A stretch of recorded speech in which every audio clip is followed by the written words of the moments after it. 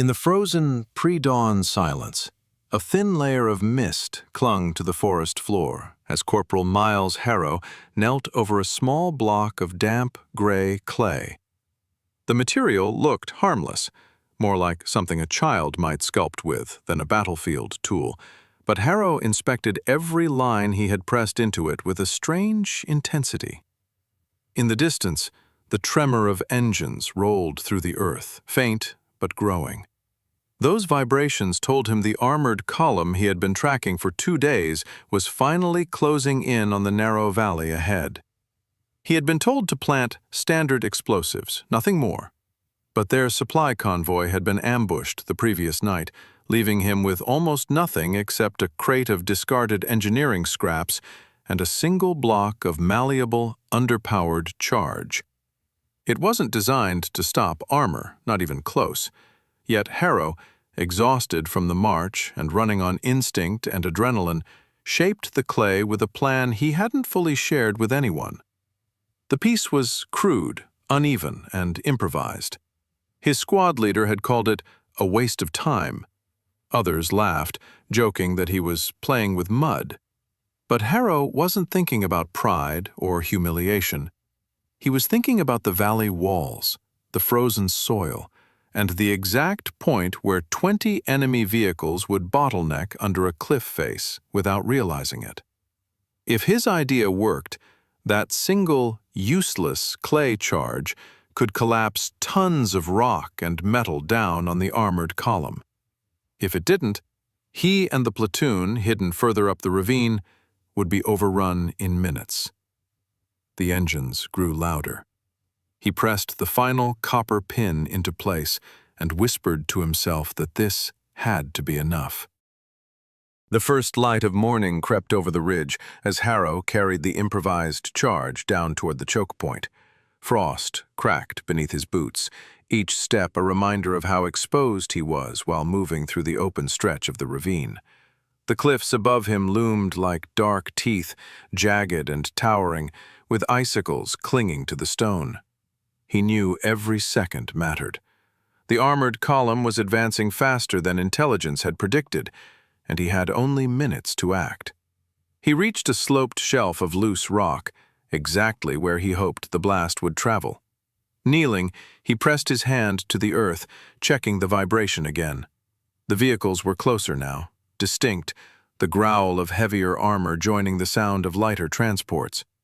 He wedged the clay charge deep into a narrow crack between 2 stones. His fingers worked quickly, shaping the device into a form that would force the explosive energy upward rather than outward, banking everything on the pressure of the terrain. Just as he finished, the low thunder of the engines echoed sharply through the valley. Harrow felt a brief moment of doubt. He had no secondary charge, no backup plan. Only this piece of improvised engineering and the hope that he'd understood the terrain correctly. If he hadn't, then nothing would stop the column from breaking through the pass, and everyone waiting behind him would pay the price. Harrow scrambled back toward the tree line, taking cover behind a felled pine that lay across the snow. The cold air stung his lungs as he steadied his breathing. From here, he had a partial view of the approach road, just enough to see the first pair of armored cars appear through the fog. Their silhouettes were sharp, menacing, steel plates glinting under the weak morning sun. He studied the formation, noting their spacing and speed, hoping the timing would align with his plan. As more vehicles rolled forward, the sound filled the valley with a metallic roar. Snow fell from the branches above with each vibration. Harrow tightened his grip on the detonator wire he had extended across the ground, its end wrapped with his last piece of electrical tape.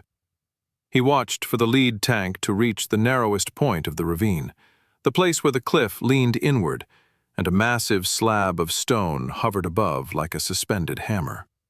The moment the tank's turret passed beneath the shadow of the cliff, Harrow exhaled and pressed the contacts together. For a heartbeat, nothing happened. A cold wave of fear surged through him. Then a muted thump vibrated through the earth, followed by a groaning crack from deep within the rock wall. He dug his fingers into the snow, waiting for the next sound he desperately needed to hear.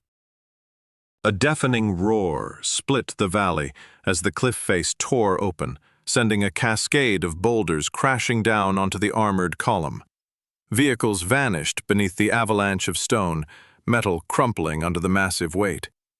A shockwave of dust and snow blasted outward, momentarily blinding Harrow even from his position behind the tree line. The echoes rumbled across the ridges like distant thunder. When the dust began to clear, Harrow rose to one knee and peered through the haze.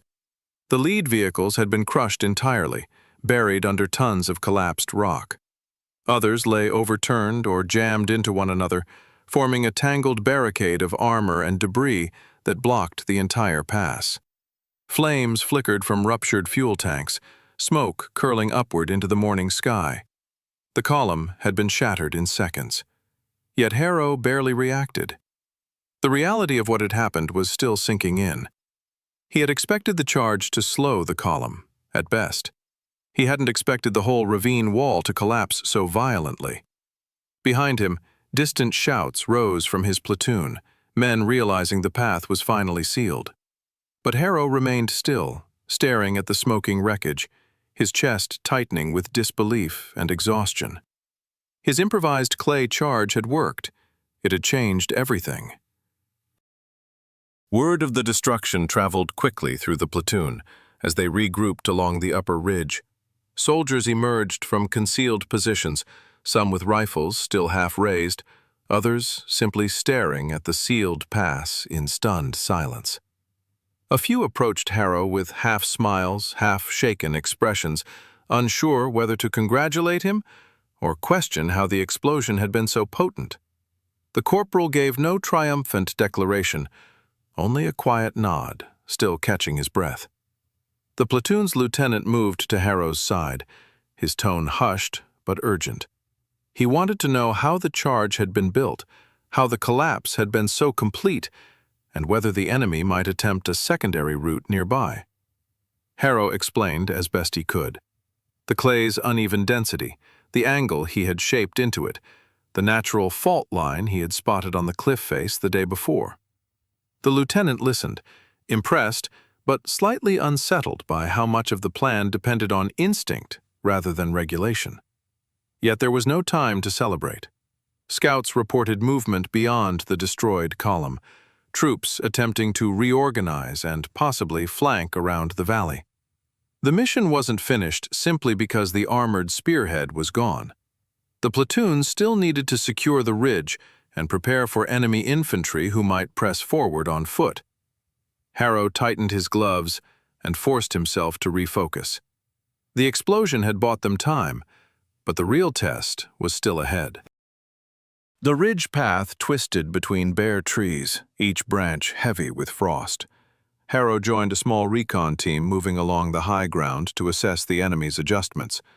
The destruction below remained partially visible through gaps in the tree line, smoke rising steadily as smaller explosions popped from compromised ammunition stores.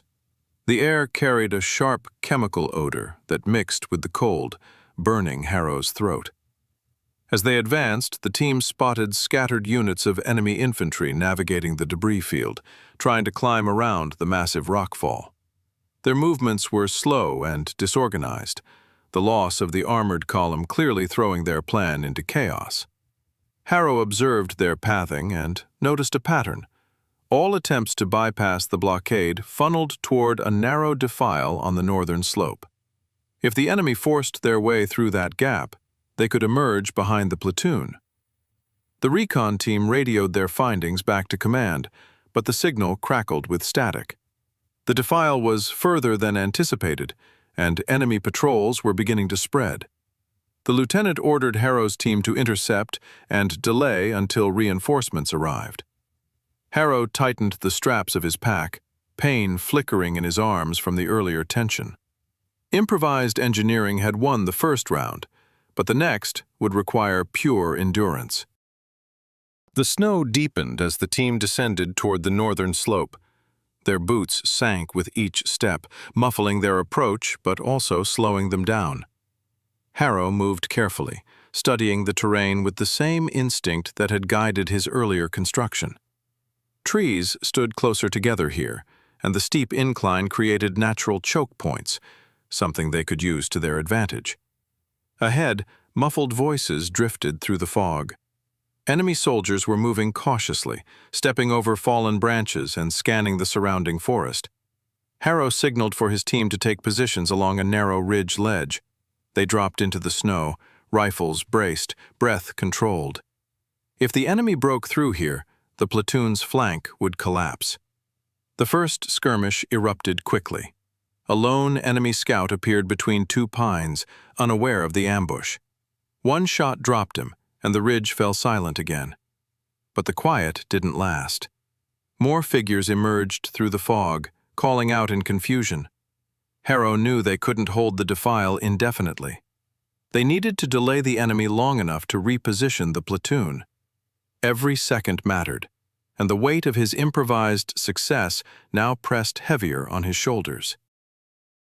Gunfire echoed through the ravine as the enemy's vanguard pushed forward.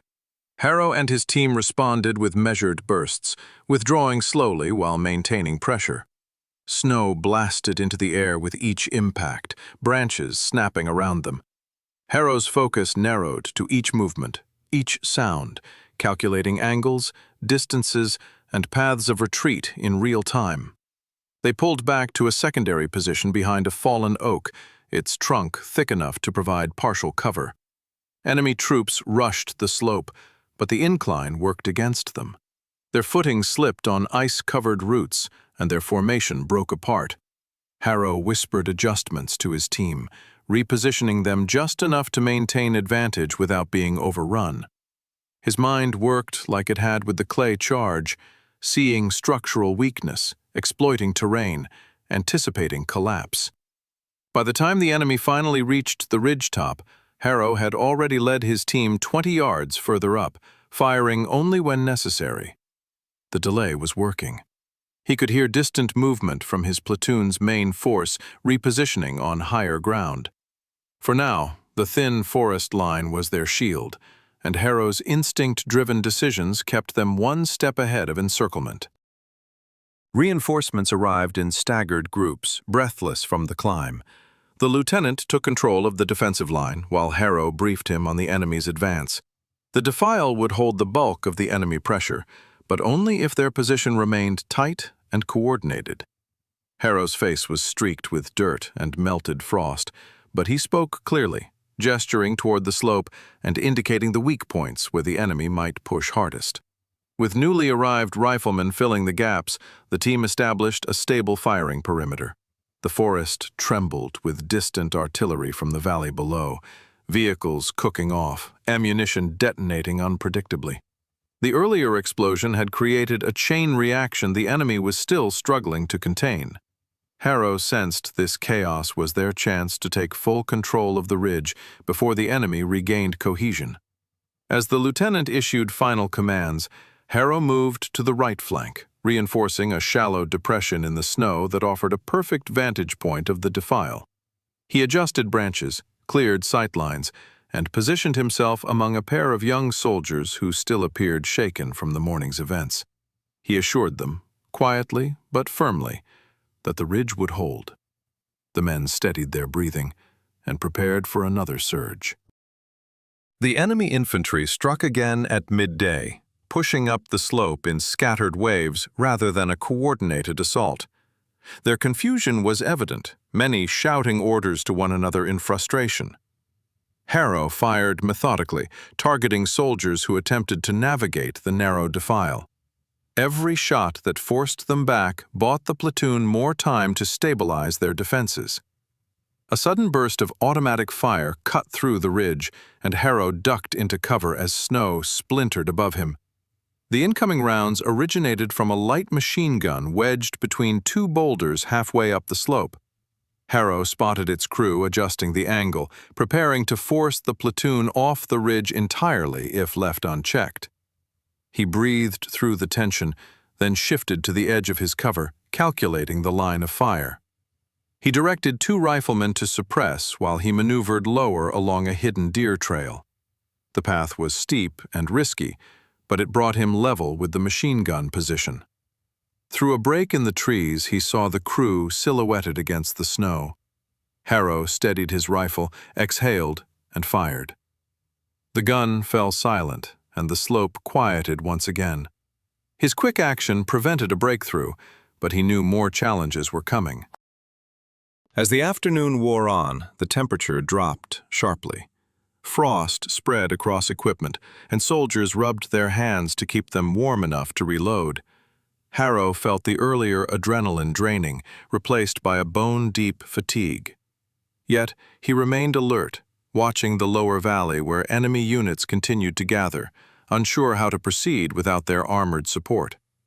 A low rumble rose from afar, not the sound of engines this time, but controlled demolition. The enemy was attempting to clear the rockfall using small charges, hoping to free at least a narrow path. Harrow alerted the lieutenant, explaining that the collapse had likely destabilized the remaining cliff structure. If the enemy continued blasting without understanding the fault lines, they risked triggering another collapse. Moments later, the warning proved true. A thunderous crack split the mountainside, and a second cascade of rock crashed onto the debris field below. Dust plumed upward like a storm cloud, and the enemy fell back in disarray. The path remained thoroughly sealed. Harrow watched the scene unfold, realizing that, even without further action, nature itself was reinforcing the barrier his improvised charge had begun. With the enemy stalled, the platoon received orders to withdraw toward a safer position beyond the ridge. The mission, to halt the armored advance, was complete. Harrow assisted in moving the wounded, guiding them along the narrow mountain trails. Every step away from the battleground felt heavier, the day's events settling into his thoughts like weight on his shoulders. When they reached the rear encampment, several officers approached Harrow for details.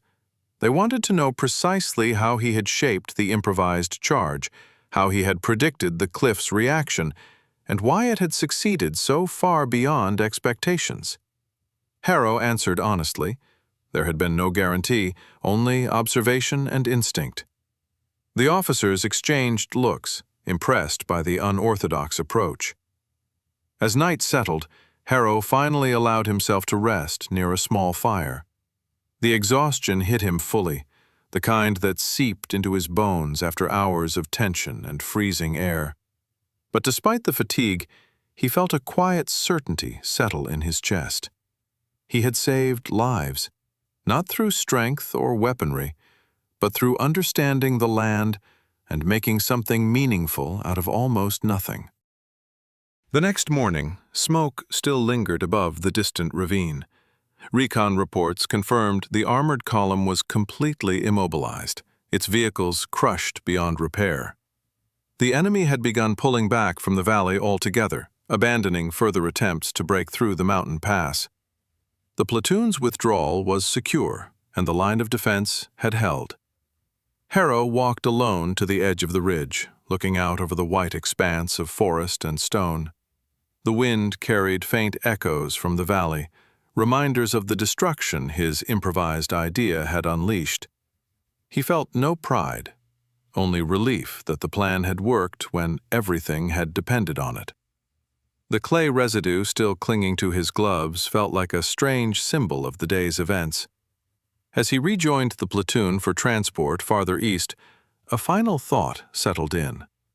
His makeshift clay charge hadn't been extraordinary.